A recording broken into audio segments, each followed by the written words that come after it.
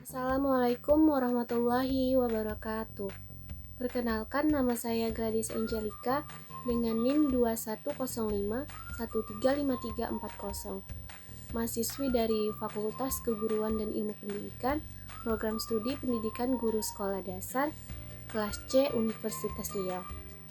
Adapun tujuan dibuatnya video ini adalah untuk memenuhi tugas ujian tengah semester mata kuliah konsep dasar IPA Fisika dengan dosen pengampu Ibu Neni Hermita. Baiklah, di video kali ini saya akan membahas tentang pesawat sederhana.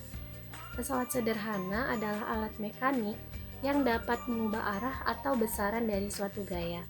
Secara umum, alat-alat ini bisa disebut sebagai mekanisme paling sederhana yang memanfaatkan keuntungan mekanik untuk menggandakan gaya.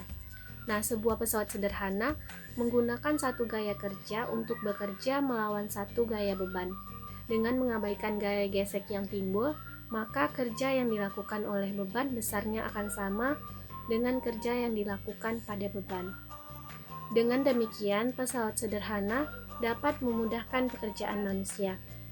Dalam mempelajari pesawat sederhana ini, terdapat beberapa istilah. Yang pertama, titik tumpu. Nah, titik tumpu ini adalah titik yang menjadi tumpuan beban dan bersifat tetap. Selanjutnya ada titik beban, yaitu tempat melekatnya beban, dan yang terakhir ada titik kuasa, yaitu tempat diberikannya gaya kuasa. Nah, selanjutnya macam-macam pesawat sederhana. Yang pertama, pengungkit. Pengungkit adalah alat yang dipakai untuk membantu memudahkan pekerjaan, seperti memindahkan benda berat.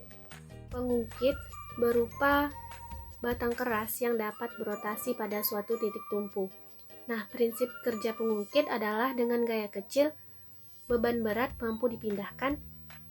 Gaya bisa diperkecil dengan cara memperpendek lengan beban. Jika lengan bebannya pendek, maka lengan kuasanya akan semakin panjang. Nah, semakin panjang lengan kuasa, maka semakin kecil gaya yang dibutuhkan. Berdasarkan posisi titik tumpu, titik beban, dan titik kuasanya, pengungkit dibedakan menjadi 3. Yang pertama ada pengungkit jenis 1. Pengungkit jenis 1 adalah pengungkit yang titik tumpunya berada di antara titik beban dan titik kuasa. Jenis ini merupakan bentuk dasar dari suatu pengungkit. Nah, contoh dari pengungkit jenis 1 ini adalah jungkat-jungkit, gunting, tang, palu, linggis, dan lain-lain. Nah, yang kedua adalah pengungkit jenis 2.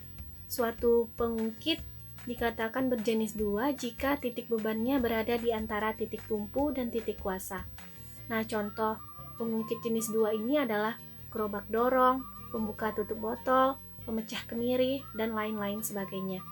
Dan yang terakhir ada pengungkit jenis 3, yakni pengungkit yang memiliki titik kuasa di antara titik beban dan titik tumpu. Nah, contoh dari pengungkit ini adalah pinset, alat pancing, stapler, lengan saat memegang benda, dan lain sebagainya. Yang kedua ada bidang miring. Bidang miring adalah pesawat sederhana yang berupa papan atau bidang yang dibuat miring. Hal itu bertujuan untuk memperkecil usaha saat memindahkan beban yang berat. Semakin landai bidang miring, maka gaya yang diberikan semakin kecil. Sebaliknya, semakin curam bidang miring, maka gayanya semakin besar. Nah, bidang miring juga bisa berarti sebagai sebuah lintasan yang memiliki kemiringan tertentu serta membentuk sudut terhadap permukaan mendatarnya. Penerapan bidang miring dapat mengatasi hambatan besar dengan menerapkan gaya yang relatif lebih kecil melalui jarak yang lebih jauh daripada jika beban itu diangkat vertikal. Contoh penerapan bidang miring ini dalam kehidupan sehari-hari, yang pertama ada tangga naik suatu bangunan sengaja dibuat bertingkat-tingkat dan berbelok-belok untuk memperkecil gaya. Yang kedua, jalan di pegunungan sengaja dibuat berkelok-kelok supaya juga lebih mudah dilalui. Dan yang terakhir, ulir sekrup sengaja dibuat menyerupai tangga melingkar supaya lebih mudah masuk. Nah, contoh peralatan yang memanfaatkan prinsip bidang miring adalah pisau, kapak, dan masih banyak lagi. Yang ketiga ada katrol. Katrol adalah jenis pesawat sederhana di mana terdapat roda yang berputar pada porosnya. Jenis ini biasanya digunakan bersamaan dengan rantai atau tali untuk mengangkat benda. Prinsip kerja katrol adalah mengubah arah gaya sehingga beban bisa terangkat dengan mudah.